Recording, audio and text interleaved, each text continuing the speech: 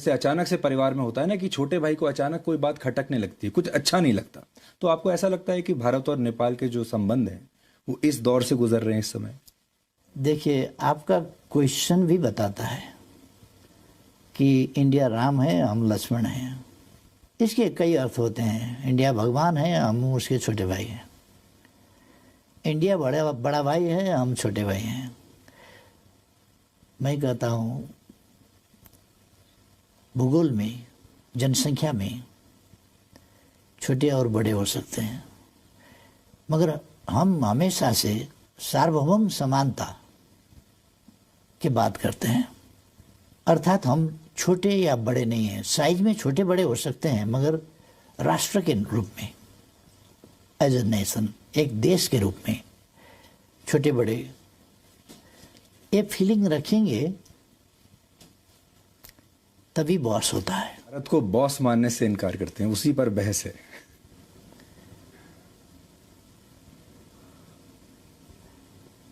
अब भारत अगर कल समझता होगा, आज भारत अपने को बोस नहीं समझता। हामी धेरै सो नेपाली मान्छेहरूले होइन केपी शर्मा ओलीलाई चाहिँ कमेडियन हो र कसैले एकदम राम्रो प्राइम मिनिस्टर हो थुप्रो भनिरहेको छ होइन। द्याट्स वाइ अहिले यहाँ ठाउँ ठाउँमा त्यो कति जुलुसहरू नि भइरहेको छ। बट आजको यो इन्टरभ्यू हेरिसकेपछि तपाईँ सही हाल्यो भने केपी शर्मा ओलीको माथि हुन्छ नि प्राउड फिल हुन्छ कि हाम्रो नेपालको प्राइम मिनिस्टर भनेर प्राउड फिल चाहिँ हुन्छ। यो इन्टरभ्यूमा उहाँले यस्तो चर्को जवाब दिइरहेको छ जुन चाहिँ एकदमै हेर्न लागेको छ। अनि केपी शर्मा ओलीको माथि चाहिँ एकदमै रेस्पेक्ट बढ्छ है त। सो धेरै कुरा नगरिन, मेरो च्यानलमा नयाँ हुनुहुन्छ भने लाइक शेयर कमेन्ट सब्सक्राइब गरिदिनु। So yeah without further delay let's direct to the video. इस इंटरव्यू के दौरान हमने जानने की कोशिश की कि ओली के मन में क्या है और यो चाहिँ लेटेस्ट न्यूज है त। केपी शर्मा ओली को लेकर जितने भी लेट्स इंटरव्यू है हो सकते थे या हो सकते हैं वो सब ओके हमने अब इस क्लियर इंटरव्यू बनाउँछ है केपी शर्मा ओलीले। पूछे। नमस्कार, इस समय हमारे साथ नेपाल के प्रधानमंत्री केपी शर्मा ओली जी हैं और यो भारत नेपाल में हो? और नेपाल में दोनों जगह आम लोगों के बीच में भी भारत और नेपाल के संबंधों के बारे में लगातार बातचीत होती है और ख़ास तौर पर भारत के लोग इस समय ज़रूर ये चाहेंगे कि वो ओली जी की बात सुनें। तो ओली जी, आपका बहुत बहुत स्वागत है और बहुत बहुत शुक्रिया हमें। ओके केपी ओलीले खतरा भन्छलाई। ओली जी, भारत और नेपाल हमेशा राम लक्ष्मण की तरह रहे हैं और आप तो अक्सर रामायण के बारे में बात करते रहते हैं, लेकिन अब ऐसा लगता है कि लक्ष्मण जो है वो ये कहने लगा है राम से कि अब मुझे भी बराबरी का दर्जा चाहिए और अब हम बराबरी के हिसाब से रहेंगे। ये ओ फर्स्ट अफ अल यार मलाई यो इन्टरभ्यूमा के भन्नु मन लाग्यो भने चाहिँ उनीहरूले भनिरहेको छन् भारत र नेपाल चाहिँ राम लक्ष्मण भनिरहेको छन् होइन। अब दाजुभाइको जस्तो होइन, एउटा ठुलो एउटा सानो, यो नै एउटा नराम्रो होस् लाग्यो। यो क्वेसन नै आएर भाइ इक्वल चाहिने हो, सबैलाई इक्वालिटी भन्ने इम्पोर्टेन्ट छ नि। अब केपी शर्माले त्यसको के दिन्छ जस्तो लाग्यो। ऐसा लगता है कि जैसे नेपाल के मन में कोई बात खटक रही है। जैसे अचानक से परिवार में होता है ना कि छोटे भाई को अचानक कोई बात खटकने लगती है, कुछ अच्छा नहीं लगता। तो आपको ऐसा लगता है कि भारत और नेपाल के जो संबंध हैं वो इस दौर से गुजर रहे हैं इस समय? देखिए, आपका क्वेश्चन भी बताता है कि इंडिया राम है, हम लक्ष्मण हैं। इसके कई अर्थ होते हैं। इंडिया भगवान है, हम उसके छोटे भाई हैं। इंडिया बड़ा भाई है, हम छोटे भाई हैं। मैं कहता हूँ भूगोल में, जनसंख्या में छोटे और बड़े हो सकते हैं, मगर हम हमेशा से सार्वभौम समानता की बात करते हैं।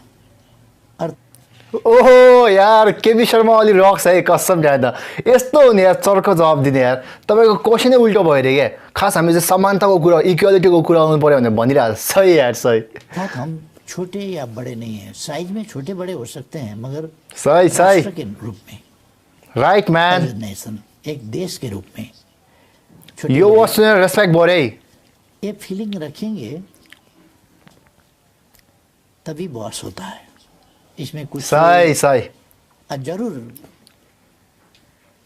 कुछ प्रॉब्लम इस सेंटिमेंट में है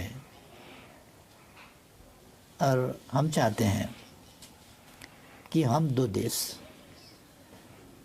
सार्वभौम सत्ता संपन्न देश, सुवरेन देश, दो पड़ोसी देश, दो पड़ोसी मित्र देश जो एक रीजन में रहते हैं, हमारा संबंधों को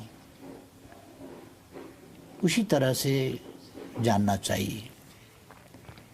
ये पुराने ज़माना नहीं है, ये कॉलोनियल एरा नहीं है, राइट ये एरा स्वाधीनता का एरा है, राइट राइट पारस्परिक सम्मान का एरा है। एक चीज़ ये है, Absolutely. इसको हमें मानना चाहिए। दूसरा, हाँ डिबेट हो रहा है, डिबेट चलता है, डिबेट ही सत्य को बाहर लाता है। राइट वादे वादे जायते तत्वबोध, बहस ना करें तब सत्य को पता लगाना भी मुश्किल हो जाएगा। इसलिए हमारा ट्रेडिशन भी है, जब दुनिया अंधकार में थी, त्रेता युग में जनकपुर में यज्ञवल्क्य, गार्गी, अष्टवक्र वगैरह बहुत सारे ऋषियाँ और विदुषियाँ शास्त्र के बारे में, दर्शन के बारे में, जीवन जगत के बारे में विवादें करते थे। तब दर्शन का अभ्युदय हुआ, दर्शन यहीं से पैदा हुआ था ना। हालांकि यूरोपियन सब दर्शन का, साइंस का उद्गम अरस्तु से मानते हैं। अरस्तु तो ईसा पूर्व 600 साल के, उससे कई साल पूर्व, उसके 1500 साल पूर्व यहाँ दर्शन के बारे में छलफल होता था, विचार विमर्श होता था। इसलिए बहस होना अच्छा है, बहस स्वस्थ होना चाहिए और सत्य को पता लगाने के मकसद से होना चाहिए। तो आप कह रहे हैं Right. कि अब आप भारत को बॉस मानने से इनकार करते हैं, उसी पर बहस है।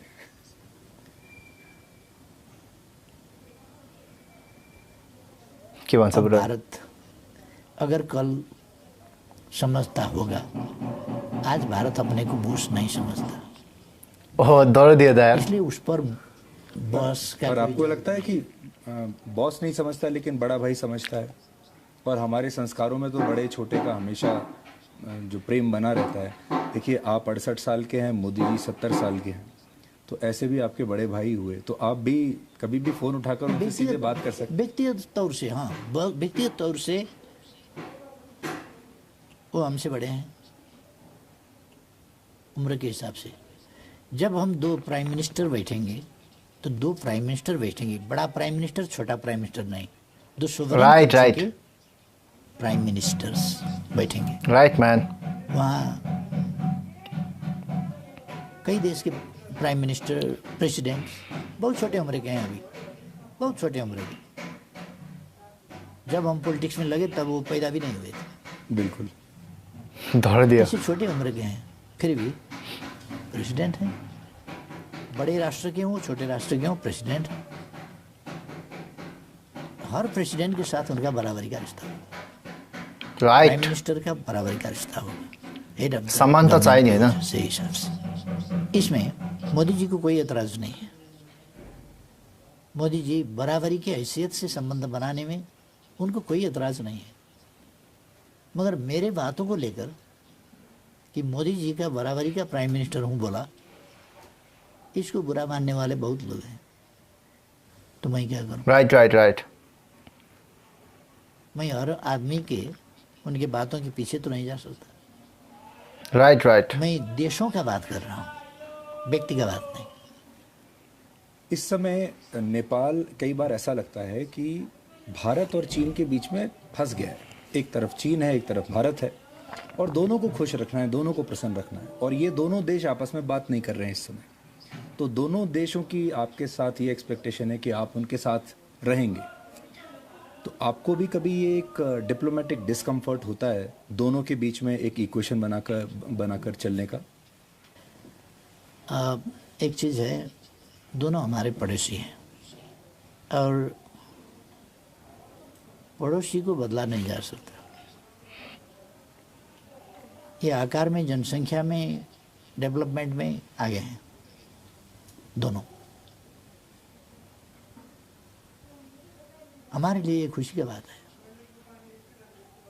कि हम अगर प्रोडक्सन कर्भ सो के गाइस अब यो भिडियोमा चाहिँ होइन अब हाम्रो केबी शर्मा ओलीले चाहिँ एकदम राम्रो राम्रो कुराहरू गरिरहेको छैन। अब के भन्ने अब इन्डियनको मान्छेहरूले भए पनि नेपाली मान्छेहरूले भए पनि होइन धेरै जस्तो मान्छेले चाहिँ के सोच्छ भने केबी शर्मा ओली चाहिँ एउटा कमेडियन हो, जे पाए त्यो इन्टरभ्यूहरू के दिइरहेछ हावा अब जोगहरू मात्रै भनिरहेको छ भनेर सोच है। तर आजको यो इन्टरभ्यू हेरिसकेपछि तपाईँले सही थाहा छैन हाम्रो केबी शर्मा ओलीको माथि रेस्पेक्ट चाहिँ बढ्छ, किनभने उसले एकदमै साँचो कुराहरू चाहिँ उहाँले बोलिरहेको छ क्या।